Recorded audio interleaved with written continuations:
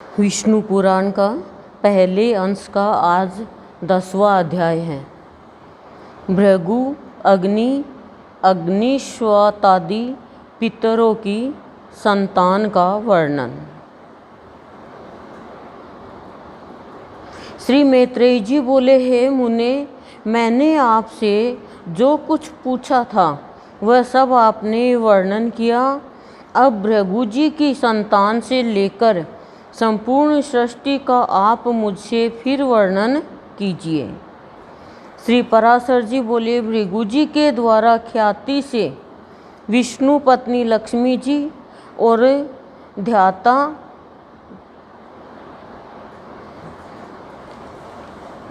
धाता विधाता नामक 2 पुत्र उत्पन्न हुए।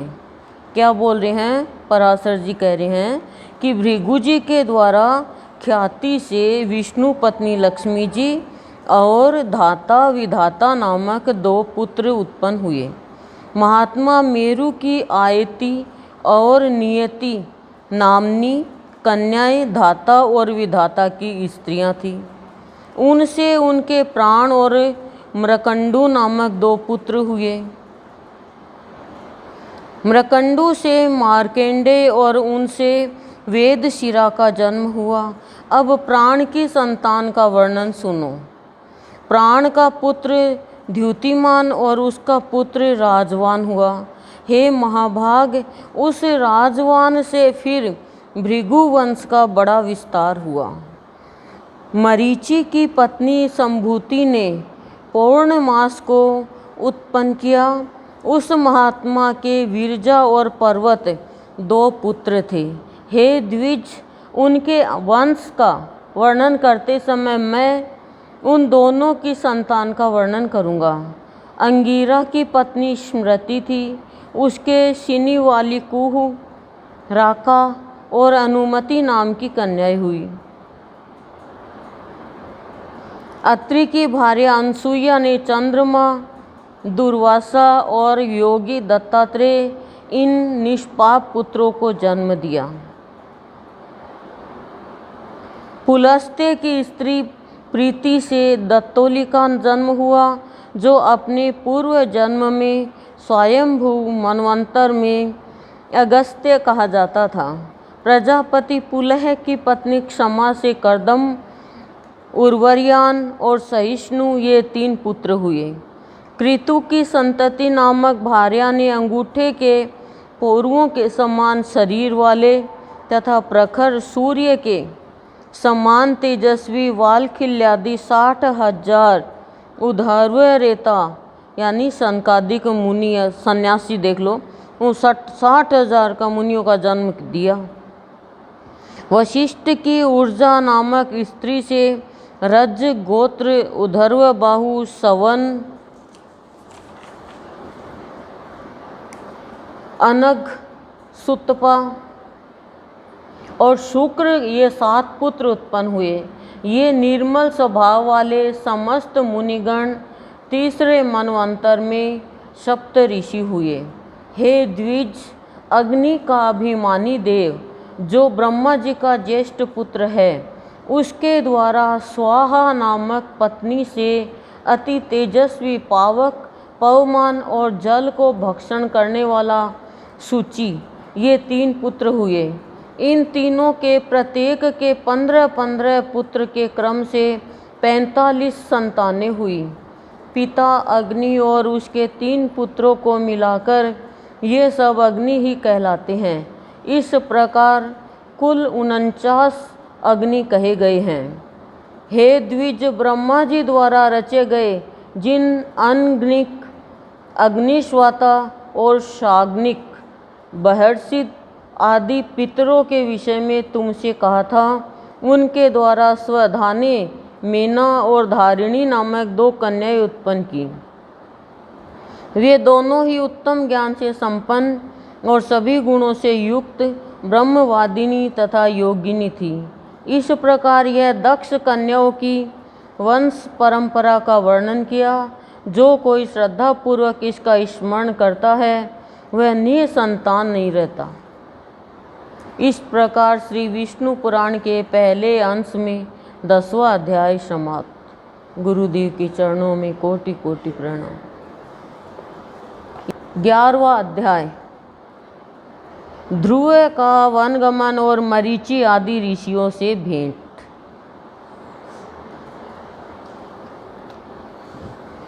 श्री पराशर जी बोले, हे मैत्रेय, मैंने तुम्हें स्वयंभू मनु के प्रिय व्रत एवं उत्तानपाद नामक 2 महाबलवान और धर्मज्ञ पुत्र बतलाए थे। प्रियव्रत और उत्तानपाद 2 महाबलवान धर्मज्ञ पुत्र हुए, किसके? मनु के। हे ब्राह्मण, उनमें से उत्तानपाद की प्रेयसी पत्नी सुरुचि से पिता का अत्यंत लाडला उत्तम नामक पुत्र हुआ। हे द्विज, उस राजा की जो सुनीति नामक राजमहिषी थी, उसमें उसका विशेष प्रेम न था। उसका पुत्र ध्रुव हुआ।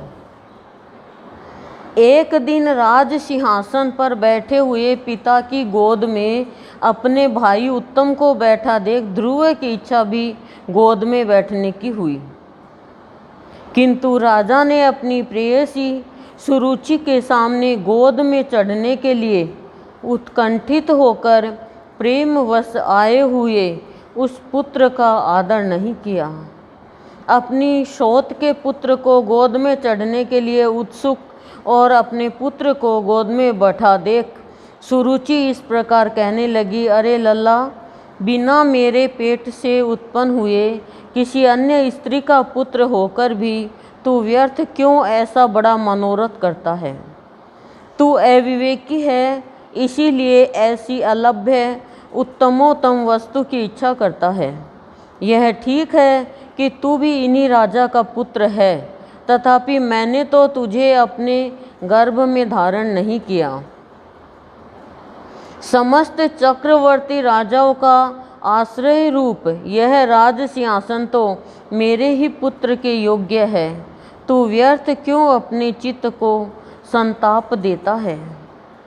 मेरे पुत्र के समान तुझे वृथा ही यह ऊंचा मनोरथ क्यों होता है? क्या तू नहीं जानता कि तेरा जन्म सुनीति से हुआ है? देखो, उत्तानपाद की धर्म का आचरण करने वाली सुनीति, उसको तो छोड़ दिया, सब पे विजय प्राप्त करी उत्तानपाद ने, लेकिन स्वयं को हार गया, इंद्रियों के वशीभूत हो गया। तो सुरुचि को की ओर उसका आकर्षण हो गया। और सुरुचि जो थी वो क्या है, इसमें सत्संग में आके हम देखें तो ये संसार, ये दुनिया है। मनुष्य कभी भी स्थूल में और स्थूल के सौंदर्य से, स्थूल के आकर्षण से, आकर्षण ये नहीं है खाली शरीर का ही हो, क्या बातों का भी आकर्षण होता है। किसी भी तरह का आकर्षण, स्थूल का, वस्तु का, शरीर का, वासना का, वाणी का, कपड़े का, किसी का भी आकर्षण में यदि फंस गया तो ये मान लो उसके जीवन का पतन निश्चित है। वो खुद स्वयं अपनी इच्छा से कोई निर्णय नहीं ले सकता, और वहीं पर प्राणी पतन की ओर चला जाता है।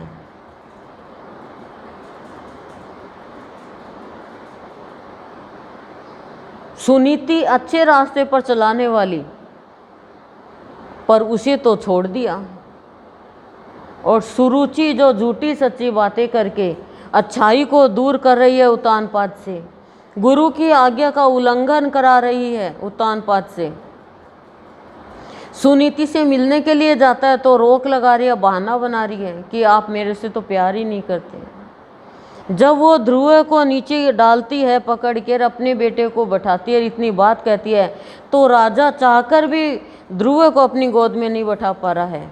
क्यों? क्योंकि अपने आप को उसे सौंप दिया जिसे नहीं सौंपना चाहिए था। वो प्राणी कभी भी सही रास्ते पर चल नहीं सकता। तब जाके उसका कोई संत उसे मिलता है और तब वो एहसास कराता है, डांट लगाता है, रिश्ता छोड़ देता है।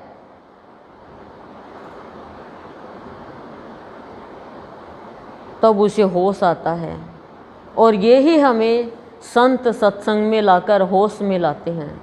लेकिन सुरुचि जैसे होश में नहीं आते हैं। उतानपाद जैसे तो जब एकदम ही ठोकर लगे तब होश में आए तो क्या आए, जब सभी चला गया तो फिर होश में आने से क्या फ़ायदा। आप बताओ, परिवार के सभी सदस्य खत्म हो गए, एक अकेले हम बच गए तो फिर हम क्या करें। हमारे लिए तो जिंदगी भर का रोना हो गया वो। तो सत्संग जो है ना वो होश में लाने के लिए है। और संसार में बेहोशी में जी रहे थे, सत्संग में आकर भी बेहोशी में जी रहे हैं, तो फिर हमारे जैसा अभागा कोई भी नहीं है। Clear clear. श्री पराशर जी बोले, हे द्विज, भी माता का ऐसा कथन सुन वह बालक कुपित हो पिता को छोड़कर अपनी माता के महल को चल दिया। वो रोता रोता चला गया और वो कहता है, पिताजी आप पहले तो ऐसे नहीं थे, अब आप ऐसे कैसे हो गए, आप कुछ नहीं बोल रहे। हे मैत्रेय, जिसके ओष्ठ कुछ कुछ कांप रहे थे, ऐसे अपने पुत्र को क्रोध युक्त देख सुनीति ने उसे गोद में बिठाकर पूछा, बेटा तेरे क्रोध का क्या कारण है? तेरा किसने आदर नहीं किया?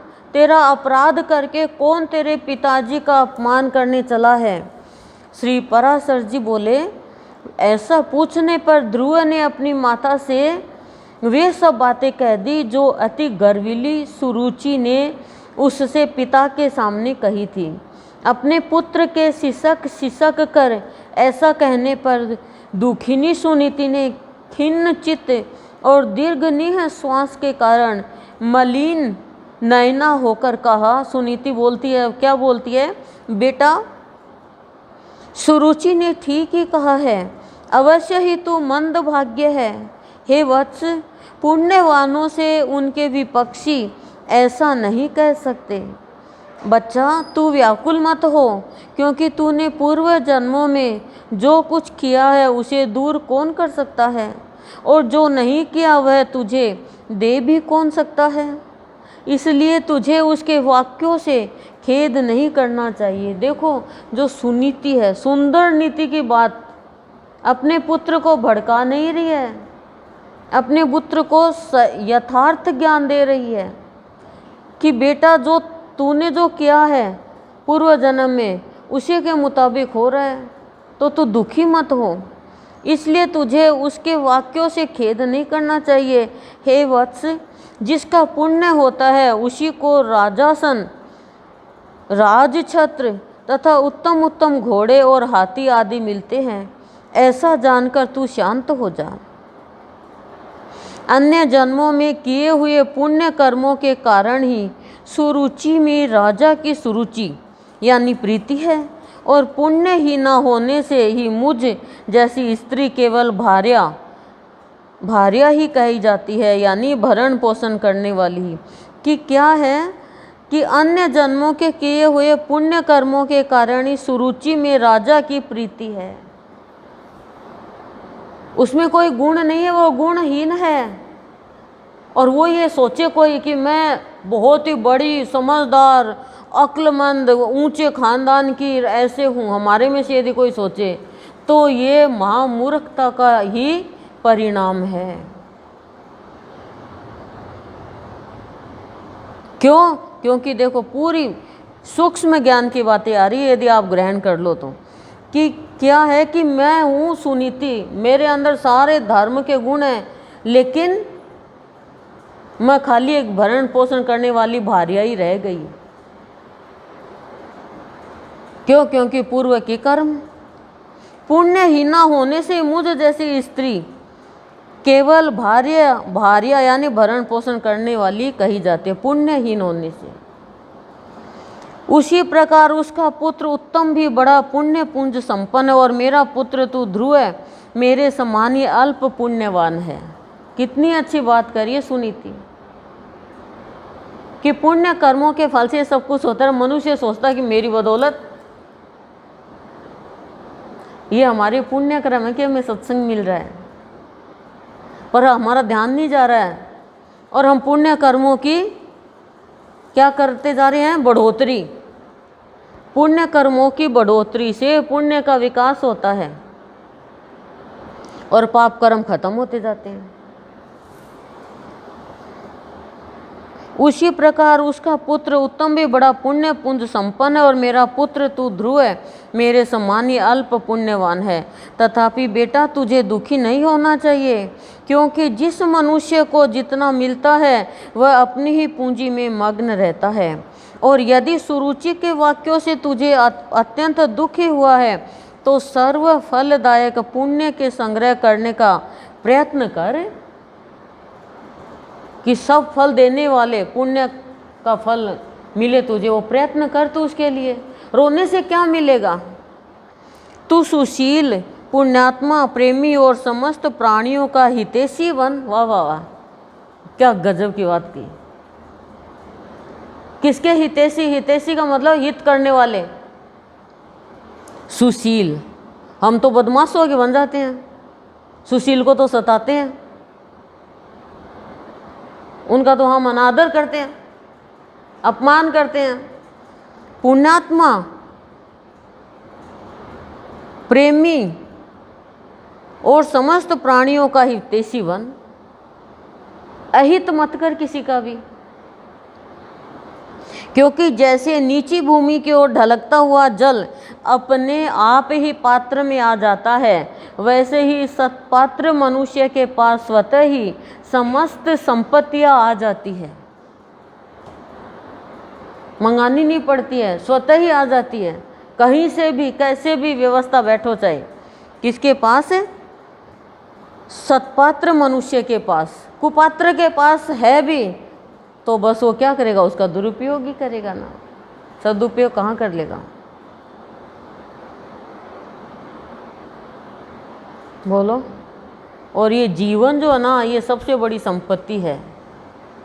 इस जीवन को सत्कर्म में लगाओ, इस जीवन को सत्पात्र बनाओ, इसको पात्र ऐसा बनाओ कि सत्य की चीज़ें आए, फिर सारी संपत्तियाँ आ जाएगी।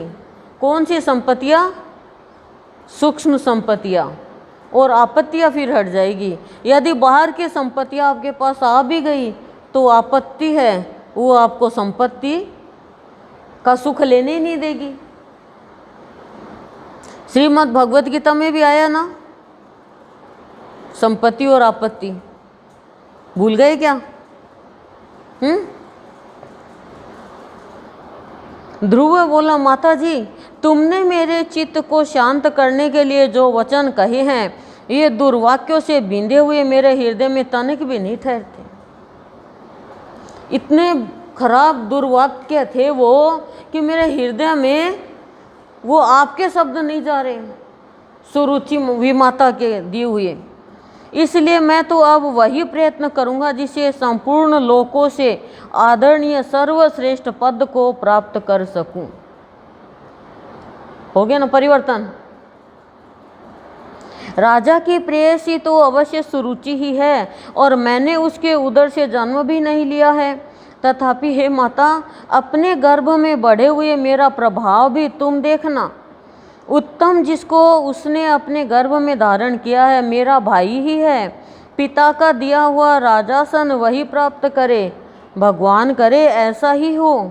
माता जी मैं किसी दूसरे के दिए हुए पद का इच्छुक नहीं हूँ, मैं तो अपनी पुरुषार्थ से ही उस पद की इच्छा करता हूँ जिसको पिताजी ने भी नहीं प्राप्त किया। सुनीति के तो ऐसी ही संतान होगी ना जो ये बात कह रहा है। श्री पराशर जी बोल रहे हैं, अब माता से इस प्रकार कह ध्रुव उसके महल से निकल पड़ा और फिर नगर से बाहर आकर बाहरी उपवन में पहुंचा।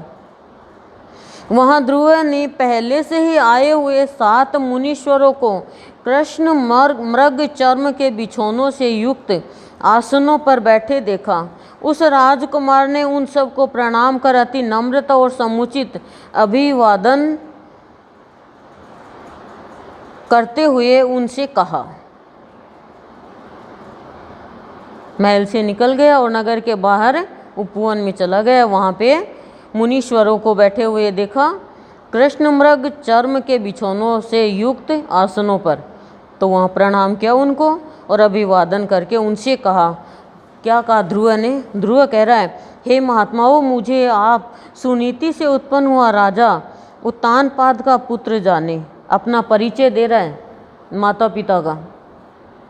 मैं आत्मग्लानि के कारण आपके निकट आया हूँ, कि मुझे आत्मग्लानि हो रही है, इसलिए मैं आपके पास आया हूँ। तो ऋषि क्या बोल रहे हैं सुनना। राजकुमार, अभी तो तू 4-5 वर्ष का ही बालक है, अभी अभी तेरे निर्वेद का कोई कारण नहीं दिखाई पड़ता।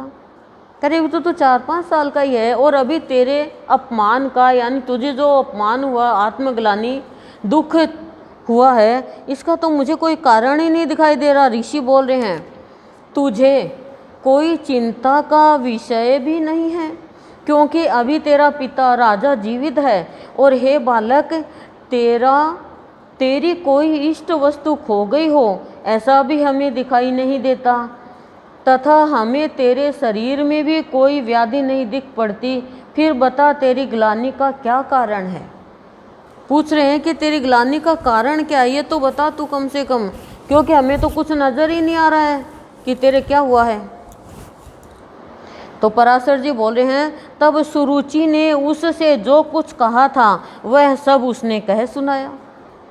सुरुचि भी माता ने, उत्तम की माता ने। उसे सुनकर वे ऋषिगण आपस में इस प्रकार कहने लगे, अहो, क्षत्रिय तेज कैसा प्रबल है, क्षत्रिय तेज कैसा प्रबल है, जिससे बालक में भी इतनी अक्षमा है, यानी क्षमा का अभाव है, क्षमा नहीं कर पा रहा है, कि अपनी विमाता का कथन उसके हृदय से नहीं टलता। हे क्षत्रिय कुमार, इस निर्वेद के, यानी इस अपमान के कारण तूने जो कुछ करने का निश्चय किया है, यदि तुझे रुचे तो वह हम लोगों से कह दे। तुझे पसंद हो तो हम तेरे से कहें। और हे अतुलित तेजस्वी, यह भी बता कि हम तेरी क्या सहायता करें, क्योंकि हमें ऐसा प्रतीत होता है कि तू कुछ कहना चाहता है।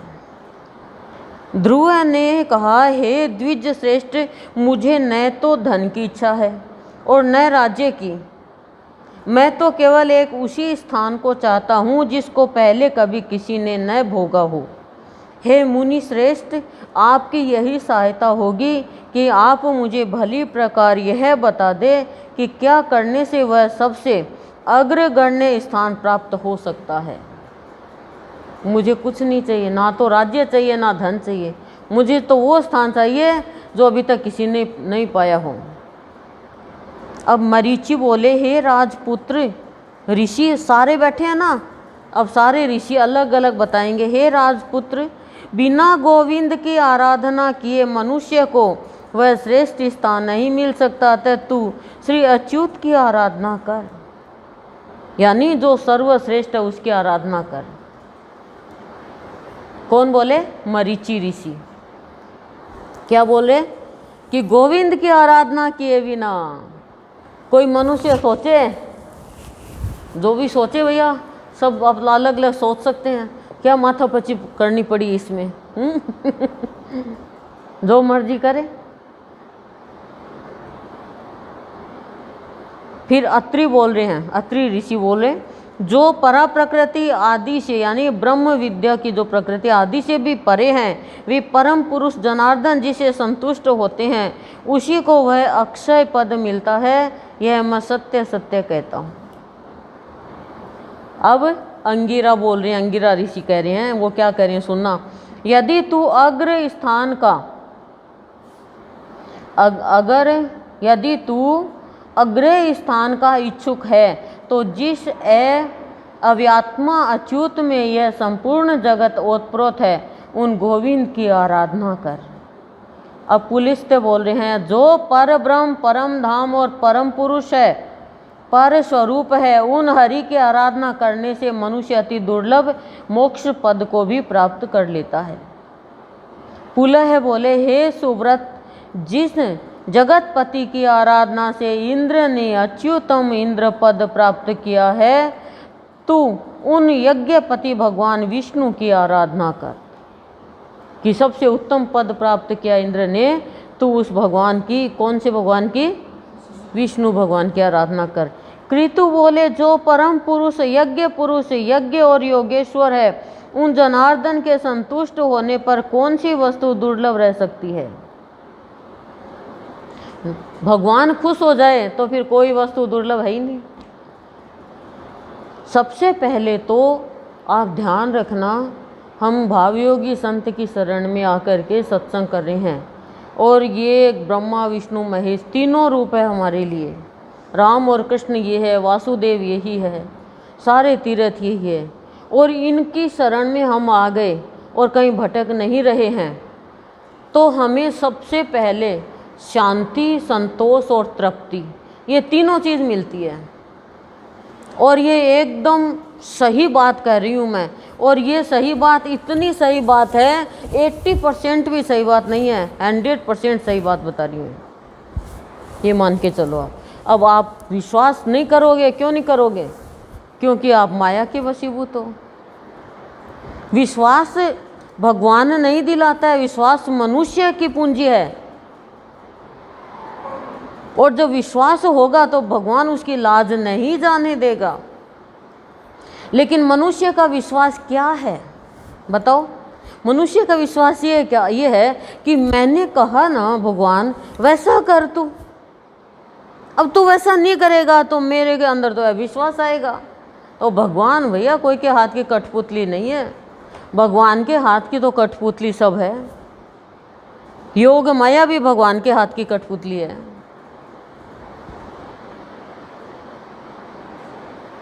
तो ये ही कारण है कि मनुष्य के अंदर अविश्वास पैदा हो जाता है।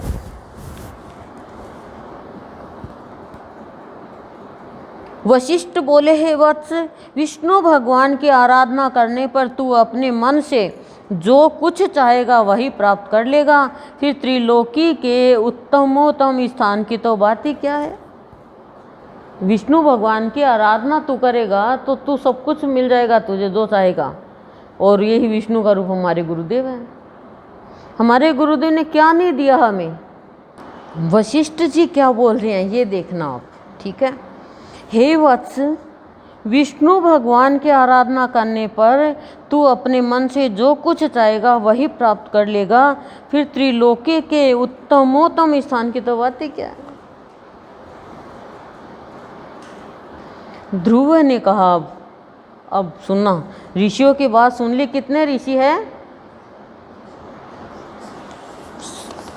7 ऋषि हैं। ऋषि बोले,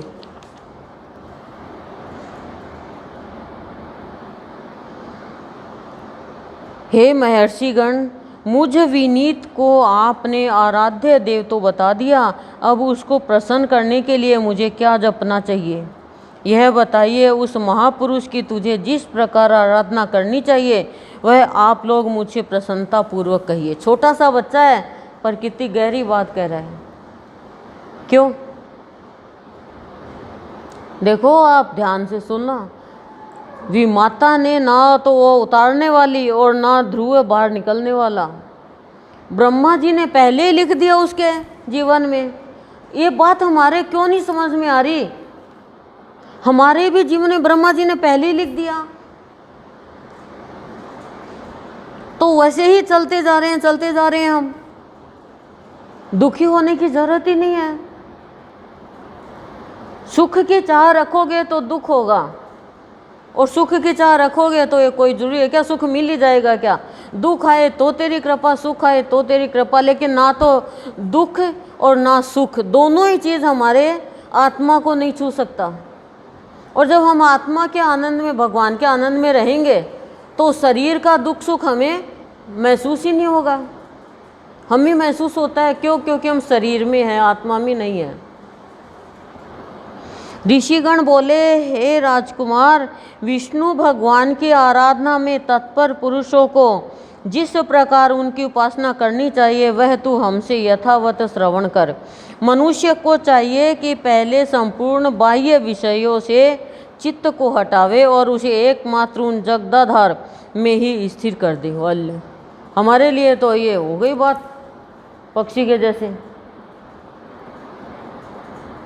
हम तो बड़े नौटंकीबाज हैं।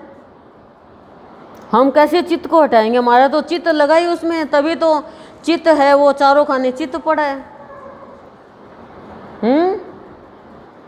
प्रार्थना करनी पड़ती है, नहीं तो ये इतना जंजाल है ये जग। एक व्यक्ति ने बहुत भक्ति करी, अभी की बात है, बहुत भक्ति करी पर मृत्यु खराब कर ली अपनी। नहीं तो मुक्ति मिलती उनको, अमर होते वो, पर मृत्यु खराब कर ली परिवार के कारण, उनकी बातों में आके।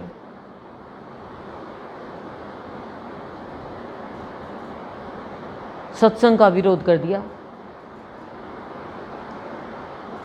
अब आप देख लो, आप समझा सको तो समझा दो और आप समझ जाओ, पर आप ही नहीं समझ रहे तो आप समझाओगे कैसे? जब आपको 10वीं की किताब ही नहीं पढ़नी आती तो आप कैसे बच्चे को पढ़ाओगे? और आपके मन में यदि लगन है तो 5 पढ़ी हो तो भी आप और 10वीं वाले को पढ़ा सकते हो पढ़ के पहले, क्योंकि ABCD तो वही चलती है, स्पेलिंग वगैरह तो चलती है, वो तो आप पढ़ तो सकते ही हो, सुन तो सकते ही हो। लेकिन आप तो ये सोचो जोड़ बाकी गुणा भागा सारा आ जाए और वो 1 से 100 तक गिनती नहीं आए। अब कैसे आएगा बताओ? और यही जोड़ बाकी गुणा भाग परिवार में हम चाहते हैं। पहले जोड़ते हैं पति पत्नी, उसके बाद में बच्चे, तो वो गुणा करते जाओ, बच्चों के बच्चे, बच्चों के बच्चे, बच्चों के बच्चे, बच्चों के बच्चे। अभी तो बहुत कुछ इसमें ज्ञान की बातें आएगी। कान की किट्टी है ना वो सारी साफ हो जाएगी बिना बड के ही।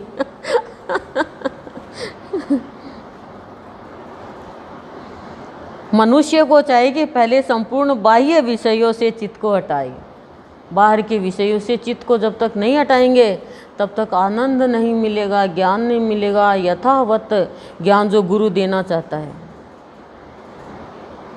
अच्छा ये थोड़ी है कोई हमें ज्ञान तो है ही सारा, हम जानबूझ के और फंसे हुए हैं।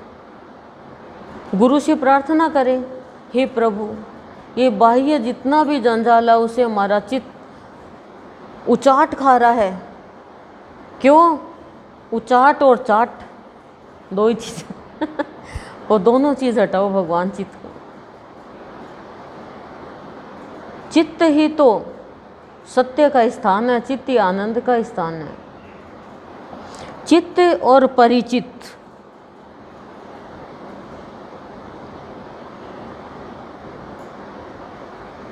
दोनों की गति चलती है साथ में।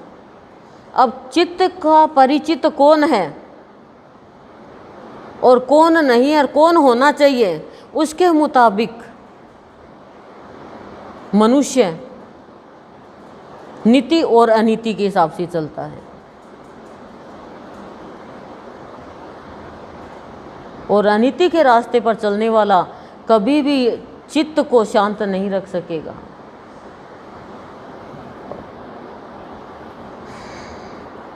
मनुष्य को चाहिए, बार बार पढ़ रही हूँ कि याद हो जाए, क्या चाहिए मनुष्य को कि पहले संपूर्ण बाह्य विषयों से चित्त को हटाए। आंतरिक विषयों से नहीं, बाहर के विषयों से।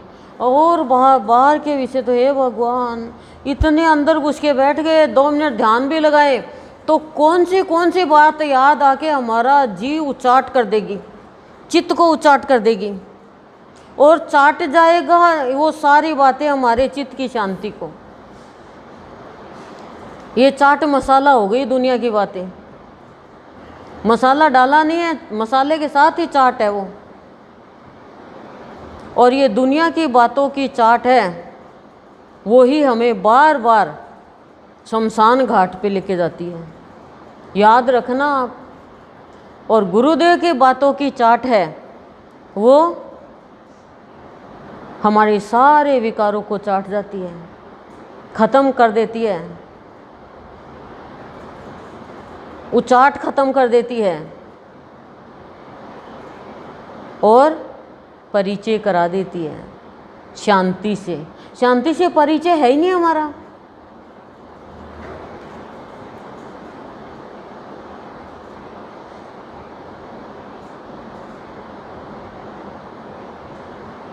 तो क्या कह रहे हैं, पहले संपूर्ण बाह्य विषयों से चित्त को हटाओ। कितनी बार बोली और उसे एकमात्र उन जगदाधार में स्थिर कर दे। हे राजकुमार, इस प्रकार एकाग्रचित होकर तन्मय भाव से जो कुछ जपना चाहिए वह सुन। तन्मय भाव से तल्लीन होकर जिसे जपना चाहिए वो सुन। ओम हिरण्यगर्भ पुरुष प्रधान और अव्यक्त रूप शुद्ध ज्ञान स्वरूप वासुदेव को नमस्कार है। इस ओम नमो भगवते वासुदेवाय मंत्र को पूर्व काल में तेरे पितामह भगवान स्वयंभू मनु ने जपा था। तब उनसे संतुष्ट होकर श्री जनार्दन ने उन्हें त्रिलोकी में दुर्लभ मनोवांछित सिद्धि दी थी। उसी प्रकार तू भी इसका निरंतर जप करता हुआ श्री गोविंद को प्रसन्न कर। स्वयंभू मनु जो है वो ध्रुव के दादाजी हैं, ठीक है। तो अब इसी प्रकार श्री विष्णु पुराण के पहले अंश में 11वां अध्याय समाप्त हुआ। गुरुदेव के चरणों में कोटि कोटि प्रणाम। पहले अंश का 12वां अध्याय, ध्रुव की तपस्या से प्रसन्न हुए भगवान का आविर्भाव और उसे ध्रुव पद दान। पराशर जी बोले, हे मैत्रेय, यह सब सुनकर राजपुत्र ध्रुव उन ऋषियों को प्रणाम कर उस वन से चल दिया। और हे द्विज, अपने को कृत्य सा मानकर वह यमुना तटवर्ती अति पवित्र मधु नामक वन में आया। आगे चलकर उस वन में मधु नामक दैत्य रहने लगा, इसलिए वह इस पृथ्वी तल में मधुवन नाम से विख्यात हुआ था। वहीं मधु के पुत्र लवण नामक महाबली राक्षस को मारकर शत्रुघ्न ने मथुरा नाम की पुरी बसाई, जिस मधुवन में निरंतर देव श्री हरि की सनिधि रहती है। उसी सर्व पापहारी तीर्थ में ध्रुव ने तपस्या की।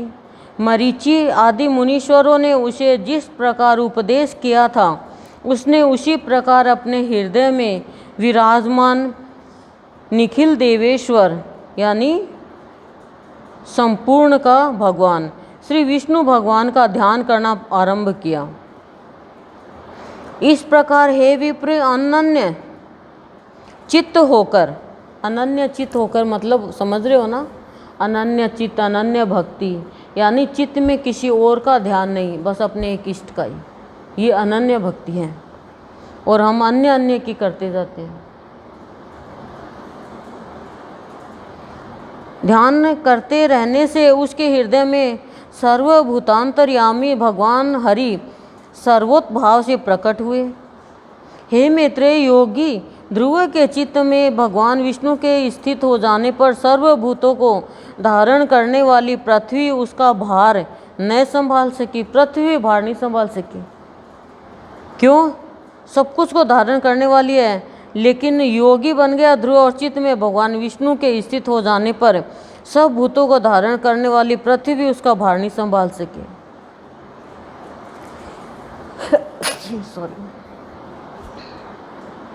उसके बाएं चरण पर खड़े होने से पृथ्वी का बायां आधा भाग झुक गया और फिर दाएं चरण पर खड़े होने से दायां भाग झुक गया। और जिस समय वह पैर के अंगूठे से पृथ्वी को यानी बीच से दबाकर खड़ा हुआ तो पर्वतों के सहित समस्त भूमंडल विचलित हो गया। हे महामुने, उस समय नदी, नद और समुद्र आदि सभी अत्यंत क्षुब्ध हो गए और उनके क्षोभ से यानी दुखी हो गए। उनके दुख से देवताओं में भी बड़ी हलचल मची। हे मैत्रेय, तब याम नामक देवताओं ने अत्यंत व्याकुल हो इंद्र के साथ परामर्श कर उसके ध्यान को भंग करने का आयोजन किया। इंद्र तो ऐसा ही काम करता है। महामुनि इंद्र के साथ अति आतुर कुष्मांड नामक उपदेवताओं ने नाना रूप धारण करके उसकी समाधि भंग करना आरंभ किया। उस समय माया ही से रची हुई उसकी माता सुनीति नेत्रों में आंसू भरे उसके सामने प्रकट हुई और हे पुत्र ऐसा कहकर करुणायुक्त वचन बोलने लगी। उसने कहा, बेटा तू शरीर को घुलाने वाले इस भयंकर तप का आग्रह छोड़ दे। ये वास्तविक माता नहीं है, ये माया से इंद्र की भेजी हुई अप्सरा है, उसकी माँ का शरीर धर लिया। मैंने बड़ी बड़ी कामनाओं द्वारा तुझे प्राप्त किया है। अरे मुझ अकेली अनाथा दुखिया को सोत के कटु वाक्यों से छोड़ देना तुझे उचित नहीं। बेटा मुझ आश्रयहीना का तो एकमात्र तू ही सहारा है। कहाँ तो 5 वर्ष का तू और कहाँ तेरा ही अति उग्र तप। अरे इस निष्फल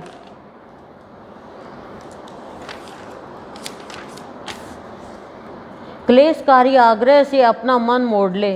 अभी तो तेरे खेलने कूदने का समय है, फिर अध्ययन का समय आएगा, तदंतर समस्त भोगों के भोगने का और फिर अंत में तपस्या करना भी ठीक होगा। बेटा तुझ सुकुमार बालक का जो खेल कूद का समय है उसी में तू तपस्या करना चाहता है। तू इस प्रकार क्यों अपने सर्वनाश में तत्पर हुआ है? तेरा परम धर्म तो मुझको प्रसन्न रखना ही है, अतः तू अपनी आयु और अवस्था के अनुकूल कर्मों में ही लग। मोह का अनुवर्तन यानी अनुसरण न कर और इस तप रूपी अधर्म से निवृत्त हो। अधर्म से, क्योंकि वो तो उसकी तपस्या भंग करने के लिए इंद्र की भेजी हुई अप्सरा है और उसकी माँ का रूप धर लिया। बेटा यदि आज तू इस तपस्या को न छोड़ेगा तो देख तेरे सामने ही मैं अपने प्राण छोड़ दूंगी। श्री पराशर जी बोले, हे मैत्रेय, भगवान विष्णु में चित्त स्थिर रहने के कारण ध्रुव ने उसी आंखों में आंसू भरकर इस प्रकार विलाप करती देख कर भी नहीं देखा।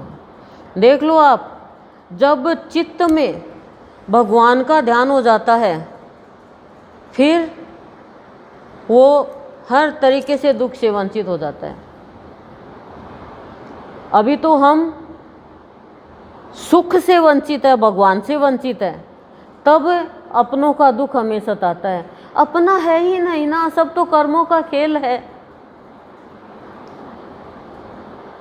और खेल तो थोड़ी देर खेला जाता है। हमारा 70 साल का, 80 साल का, 90 साल का, 50 साल का ये खेल है।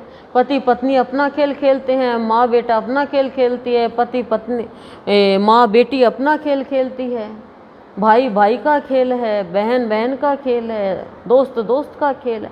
सब खेल है, कर्म का फल है, भोगना यही है। मनुष्य जीवन मिला ही है इसलिए है कि जो पूर्ण कर्म किए उनको तो भोगे और आगे के लिए मुक्ति के लिए कार्य करें। पर हम तो और बंधन में बन जाते हैं। तब अरे बेटा यहाँ से भाग भाग, देख इस महाभयंकर वन में ये कैसे घोर राक्षस अस्त्र शस्त्र उठाए आ रहे हैं। ऐसा कहती हुई वह चली गई और वहाँ जिनके मुख से अग्नि की लपटें निकल रही थी ऐसे अनेकों राक्षसगण अस्त्र शस्त्र संभाले प्रकट हो गए। मतलब कितना भी चाहे परेशानी आए, भगवान को पाने का दृढ़ निश्चय कर लिया। ध्रुव का मतलब ही क्या है? क्या देख रहे हो? ध्रुव का मतलब ही क्या है? दृढ़ता, दृढ़ निश्चय। उन राक्षसों ने अपने अति चमकीले शास्त्रों को घुमाते हुए उस राजपुत्र के सामने बड़ा भयंकर कोलाहल किया। उस नित्य योग युक्त बालक को भयभीत करने के लिए अपने मुख से अग्नि की लपटें निकालती हुई सैकड़ों शारियां घोर नाद करने लगी। वे राक्षसगण भी इसको मारो मारो, काटो काटो, खाओ खाओ, इस प्रकार चिल्लाने लगे। फिर सिंह, ऊंट और मकर आदि के से मुख वाले ये राक्षस राजपुत्र को त्राण देने के लिए यानी दुख देने के लिए नाना प्रकार से गरजने लगे। किंतु उस भगवत दास भक्त चित्त बालक को वे राक्षस उनके शब्द, शारियां और अस्त्र शस्त्रादि कुछ भी दिखाई नहीं दिए। वह राजपुत्र एकाग्र चित्त से निरंतर अपने आश्रयभूत विष्णु भगवान को ही देखता रहा और उसने किसी की ओर किसी भी प्रकार दृष्टिपात नहीं किया। तब संपूर्ण माया के लीन हो जाने पर उससे हार जाने की आशंका से देवताओं को बड़ा भय हुआ। अतः उसके तप से संतप्त हो वे सब आपस में मिलकर जगत के आदि कारण शरणागत वत्सल अनादि और अनंत श्री हरि की शरण में गए। उनकी माया नहीं चली, डराया तो बहुत पर माया चली नहीं, तो वो भगवान की शरण में चले गए। अब देवता बोले, हे देवादिदेव जगन्नाथ परमेश्वर पुरुषोत्तम, हम सब ध्रुव की तपस्या से संतप्त होकर आपकी शरण में आए हैं। हे देव, जिस प्रकार चंद्रमा अपनी कलाओं से प्रतिदिन बढ़ता है, उसी प्रकार यह भी तपस्या के कारण रात दिन उन्नत हो रहा है। हे जनार्दन, इस उत्तानपाद के पुत्र की तपस्या से भयभीत होकर हम आपकी शरण में आए हैं। आप उसे तप से निवृत्त कीजिए। हम नहीं जानते वह इंद्रत्व चाहता है या सूर्यत्व, अथवा उसे कुबेर वरुण या चंद्रमा के पद की अभिलाषा है। उन्हें तो अपना डर था कि हमारा पद नहीं ले ले। अतः हे ईश, आप हम पर प्रसन्न होइए और इस उत्तानपाद के पुत्र को तप से निवृत्त करके यानी छुटकारा दिला के हमारे हृदय का कांटा निकालिए। तपस्या तो वो कर रहा है, हृदय का कांटा देवताओं के हो रहा है। तो भगवान क्या कह रहे हैं, हे सूरगण, उसे इंद्र सूर्य वरुण अथवा कुबेर आदि किसी के पद की अभिलाषा नहीं है। उसकी जो कुछ इच्छा है वह मैं सब पूर्ण करूँगा। हे देवगण, तुम निश्चिंत होकर इच्छानुसार अपने अपने स्थानों को जाओ। मैं तपस्या में लगे हुए उस बालक को निवृत्त करता हूँ। पराशर जी बोले, देवादिदेव भगवान के ऐसा कहने पर इंद्र आदि समस्त देवगण उन्हें प्रणाम कर अपने अपने स्थानों को गए। सर्वात्मा भगवान हरि ने भी ध्रुव की तन्मयता से प्रसन्न हो उसके निकट चतुर्भुज रूप से जाकर इस प्रकार कहा। भगवान बोल रहे हैं, हे उत्तानपाद के पुत्र ध्रुव, तेरा कल्याण हो। मैं तेरी तपस्या से प्रसन्न होकर तुझे वर देने के लिए प्रकट हुआ हूँ। हे सुव्रत, तू वर मांग। तूने संपूर्ण बाह्य विषयों से उपरत होकर अपने चित्त को मुझ में ही लगा दिया, अतः मैं तुझसे अति संतुष्ट हूँ। अब तू अपनी इच्छानुसार श्रेष्ठ वर मांग। तूने संपूर्ण बाह्य विषयों से उपरत होकर अपने चित्त को मुझ में लगा दिया और तुझे बाहर के कोई विषय से लगाव नहीं रहा। कितने बाहर के विषय से लगाव, तो वो माँ बन के आई गई थी, राक्षस डराने आई गए थे, सब माया के थे वो। तो पराशर जी कह रहे हैं, देवादिदेव भगवान के ऐसे वचन सुनकर बालक ध्रुव ने आंखें खोली और अपनी ध्यानावस्था में देखे हुए भगवान हरि को साक्षात अपने सम्मुख खड़े देखा। श्री अच्युत को किरीट तथा शंख चक्र गदा शांग धनुष और खड़ग धारण किए देख उसने पृथ्वी पर सिर रखकर प्रणाम किया और सहसा रोमांचित तथा परम भयभीत होकर उसने देव देव की स्तुति करने की इच्छा की। किंतु इनकी स्तुति के लिए मैं क्या कहूँ? क्या कहने से इनका स्तवन हो सकता है? यह न जानने के कारण वह चित्त में व्याकुल हो गया और अंत में उसने उन देव देव की ही शरण ली। तो ध्रुव कह रहा है, भगवान आप यदि मेरी तपस्या से संतुष्ट है तो मैं आपकी स्तुति करना चाहता हूँ। देखो, पहले मांगा कुछ नहीं, वर नहीं मांगा, स्तुति कर रहा है। आप मुझे यही वर दीजिए जिससे मैं स्तुति कर सकूं। हमारे सामने भगवान आ जाए तो हम भगवान को यही नहीं कहें कि आप हमें रोज़ दर्शन देना, मैं आपके भजन गाऊं, भजन गा के आपको प्रसन्न करूं, बस मेरा तो ये काम हो जाए, ये काम हो जाए, ये काम हो जाए। और तो मांगना नहीं आता, कई बार तो मांगना भी यहीं आके सीखा है कि क्या मांगे। हे देव, जिनकी गति ब्रह्मा आदि वेद ज्ञान भी नहीं जानते, उन्हीं आपका मैं बालक कैसे स्तवन कर सकता हूँ। किंतु हे परम प्रभो, आपकी भक्ति से द्रवीभूत हुआ मेरा चित्त आपके चरणों की स्तुति करने में प्रवृत्त हो रहा है, अतः आप इसे उसके लिए बुद्धि प्रदान दीजिए। बुद्धि मांग रहे हैं कि आप तो इतने विशाल अच्युत है, सर्वश्रेष्ठ है, परमेश्वर है, सबको बनाने वाले हैं, मैं आपकी कैसी स्तुति करूं, तो मुझे आप बुद्धि प्रदान कीजिए। पराशर जी बोल रहे हैं, हे द्विजवर्य, तब जगतपति श्री गोविंद ने अपने सामने हाथ जोड़े खड़े हुए उस उत्तानपाद के पुत्र को अपने वेदमय शंख के अंत वेदांतमय भाग से छू दिया। शंख के अंत भाग से छू दिया जो वेदमय है और वेदांतमय है। तब तो एक क्षण में ही वह राजकुमार प्रसन्न मुख से अति विनीत हो सर्वभूताधिष्ठान श्री अच्युत की स्तुति करने लगे। शंख को छू दिया, डपोर शंख नहीं रहा, फिर ज्ञान हो गया। ध्रुव कह रहा है, अब पृथ्वी जल अग्नि वायु आकाश मन बुद्धि अहंकार और मूल प्रकृति, ये सब जिनके रूप है उन भगवान को मैं नमस्कार करता हूँ। सब उनके रूप है जो अति शुद्ध सूक्ष्म सर्वव्यापक और प्रधान से भी परे हैं। वह पुरुष जिनका रूप है उन गुण भोक्ता परम पुरुष को मैं नमस्कार करता हूँ। हे परमेश्वर, पृथ्वी आदि समस्त भूत गंधादि उनके गुण बुद्धि आदि अंतःकरण चतुष्टय तथा प्रधान और पुरुष यानी जीव से भी परे जो सनातन पुरुष है, उन आप निखिल ब्रह्मांड नायक के ब्रह्मभूत शुद्ध स्वरूप आत्मा की मैं शरण हूँ। हे सर्वात्मन, हे योगियों के चिंतनीय व्यापक और वर्धनशील यानी बढ़ाने वाले वृद्धि करने वाले वर्धनशील होने के कारण आपका जो ब्रह्म नामक स्वरूप है उस विकार रहित रूप को मैं नमस्कार करता हूँ। हे प्रभु, आप हजारों मस्तकों वाले, हजारों नेत्रों वाले और हजारों चरणों वाले परम पुरुष हैं। आप सर्वत्र व्याप्त है और पृथ्वी आदि आवरणों के सहित संपूर्ण ब्रह्मांड को व्याप्त कर 10 गुना महाप्रमाण से स्थित है। हे पुरुषोत्तम, भूत और भविष्यत जो कुछ पदार्थ है वे सब आप ही है तथा विराट स्वराट सम्राट और अधिपुरुष यानी ब्रह्मा आदि भी सब आप ही से उत्पन्न हुए हैं। वे ही आप इस पृथ्वी के नीचे ऊपर और इधर उधर सब और बढ़े हुए हैं।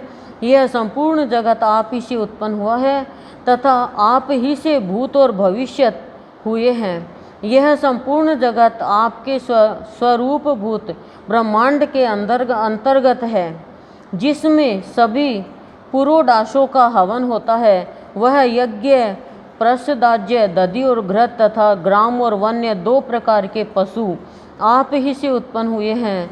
आप ही से ऋक् शाम और गायत्री आदि छंद प्रकट हुए हैं।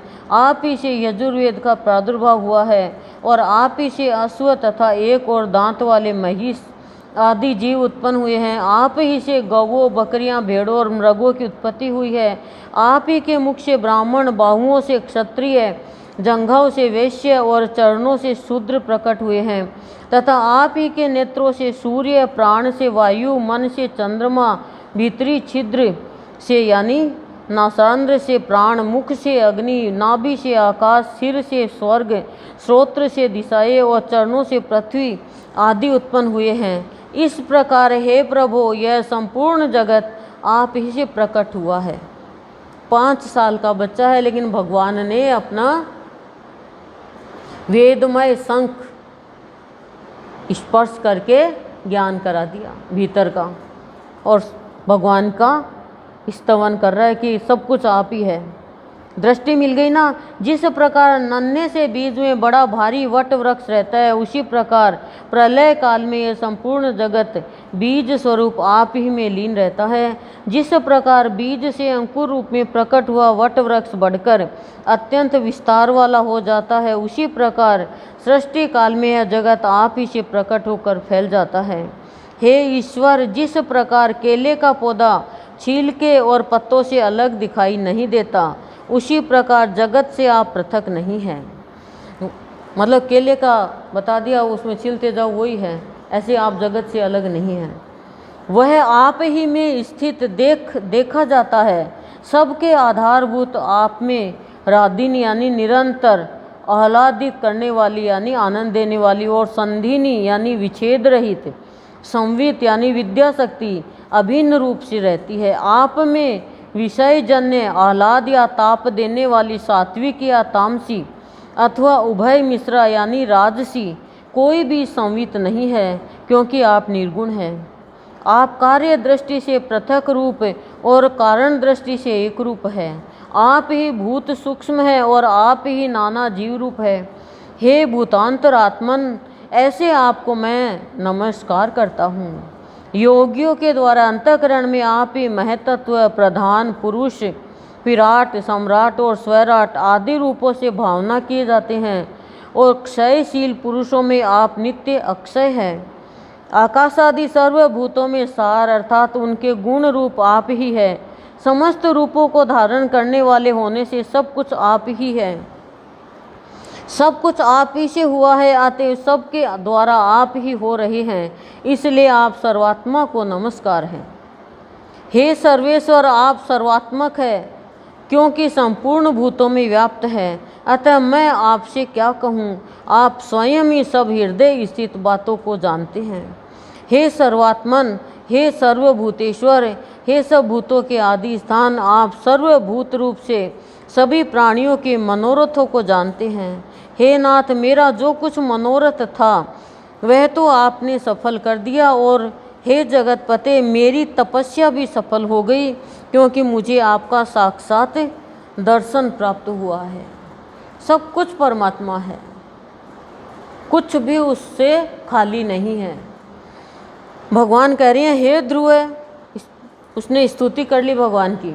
अब भगवान बोल रहे हैं, हे ध्रुव, तुमको मेरा साक्षात दर्शन प्राप्त हुआ, इससे अवश्य ही तेरी तपस्या तो सफल हो गई, परंतु हे राजकुमार, मेरा दर्शन भी तो कभी निसफल नहीं होता। भगवान का दर्शन कभी निसफल नहीं होता, और भगवान का किया हुआ सत्संग भी तुरंत फल देता है। इसलिए तुझको जिस वर की इच्छा हो वह मांग। मेरा दर्शन हो जाने पर पुरुष को सभी कुछ प्राप्त हो सकता है। ध्रुव बोले, हे भूत भवेश्वर, भगवान आप सभी के अंतःकरण में विराजमान है। भगवान जब ज्ञान और दृष्टि देते हैं ना, तब मनुष्य को पता चलता है कि सबके अंदर भगवान विराजमान है। तब वो किसी के लिए बुरा, किसी के लिए भला कुछ नहीं कहता। क्यों? क्योंकि उसे पता है भगवान मेरे अंदर सुन रहे हैं। और हम क्या कहते हैं, मेरे अंदर को भगवान सब जाने, तो तेरे अंदर को जाने तो उनका भी अंदर को जाने। बोलो ध्रुव, हे ब्राह्मण, मेरे मन की जो कुछ अभिलाषा है वह क्या आपसे छिपी हुई है? तो भी हे देवेश्वर, मैं दुर्विनीत जिस अति दुर्लभ वस्तु की हृदय से इच्छा करता हूँ उसे आपकी आज्ञानुसार आपके प्रति निवेदन करूँगा। हे समस्त संसार के रचने वाले परमेश्वर, आपके प्रसन्न होने पर संसार में क्या दुर्लभ है। इंद्र भी आपके कृपा कटाक्ष के फल रूप से ही त्रिलोकी को भोगता है। प्रभु, मेरी सौतेली माता ने गर्व से, बात वहीं पे ही आ गई है, स्तुति सारी कर ली, सब कुछ जान गया है, अब वो पता करना चाह रहा है कि ऐसा क्यों हुआ। मेरी सौतेली माता ने गर्व से अति बढ़ कर मुझसे यह कहा था कि जो मेरे उदर से उत्पन्न नहीं है उसके योग्य यह राजासन नहीं है। अतः हे प्रभु, आपके प्रसाद से मैं सर्वोत्तम एवं अवयव यानी कभी नाश नहीं होने वाला वो स्थान को प्राप्त करना चाहता हूँ जो संपूर्ण विश्व का आधारभूत हो, कि फिर मुझे कोई उस स्थान से हटा ही नहीं सके। भगवान कह रहे हैं, अरे बालक, तूने अपने पूर्व जन्म में भी मुझे संतुष्ट किया था। भगवान त्रिकालज्ञ होते हैं, अब भगवान पिछले जन्म का बता रहे हैं। इसलिए तू जिस स्थान की इच्छा करता है उसे अवश्य प्राप्त करेगा। पूर्व जन्म में तू एक ब्राह्मण था, सुनना ध्यान से कि क्यों ऐसा हुआ उसके साथ, ध्रुव के साथ। पूर्व जन्म में वह तू एक ब्राह्मण था और मुझ में निरंतर एकाग्रचित रहने वाला, माता पिता का सेवक तथा स्वयं धर्म का पालन करने वाला था। कालांतर में एक राजपुत्र तेरा मित्र हो गया। बहुत अच्छा था, लेकिन समय के अनुसार एक राजपुत्र यानी क्षत्रिय तेरा एक मित्र हो गया। वह अपनी युवा अवस्था में संपूर्ण भोगों से संपन्न और अति दर्शनीय रूप लावण्य युक्त था, यानी वो भोग में ज़्यादा था। उसके संग से उसके दुर्लभ वैभव को देखकर तेरी ऐसी इच्छा हुई कि मैं भी राजपुत्र हो। मन में आ गया ना, इसीलिए तो कहते हैं संग अच्छा करना चाहिए। अतः हे ध्रुव, तुझको अपनी मनोवांछित राजपुत्रता प्राप्त हुई और जिन स्वयंभू मनु के कुल में और किसी को स्थान नहीं मिलना अति दुर्लभ है, उन्हीं के घर में तूने उत्तानपाद के यहाँ जन्म लिया। क्षत्रिय के घर में जन्म लिया तेरे चाह के अनुसार। अरे बालक, औरों के लिए यह स्थान कितना ही दुर्लभ हो, परंतु जिसने मुझे संतुष्ट किया है उसके लिए तो यह अत्यंत तुच्छ है। भगवान को संतुष्ट करो, कहने का तात्पर्य है दुनिया को क्या संतुष्ट कर रहे हो? दुनिया तो रुष्ट ही होती जाएगी, आप संतुष्ट करते जाओ। चाहे दुनिया ने रुष्ट होना सीखा है, भगवान ने संतुष्ट होना सीखा है। समझ गए?